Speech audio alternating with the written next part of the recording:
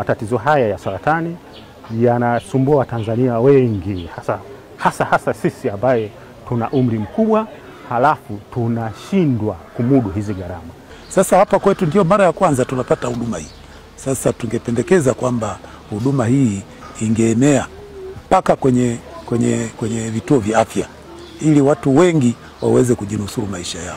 Kwa ajili ya kutoa huduma mbalimbali za uchunguzi wa saratani ya mlango wa kizazi, matiti, pamoja na tezi dume, pamoja na saratani zingine kwa wananchi ambao watajitokeza. Ila tutatoa takwimu zetu kwenye kipindi cha mjumuisho, tuone wangapi tumewafikia, wangapi tumewagundua na wangapi wamepata huduma muendelezo. Lakini katika miaka hii minne ya Mama Samia Suluhu Hassan ya awamu yake, mambo yaliyofanyika pale ni makubwa pengine kuliko mambo yaliyofanyika huko nyuma kote. Unaweza kuimagine.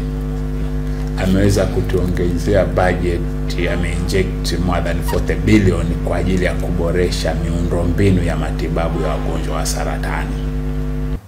Kama serikali ilivyolenga na taasisi yako ilivyolenga. Tunaahidi pia tutatoa ushirikiano wa kutosha sana katika hizi siku 7 utakazokuwepo katika mkoa wetu wa Ruvuma ili kuhakikisha hii huduma inawafikia kila mwananchi mwenye uhitaji wa hilo.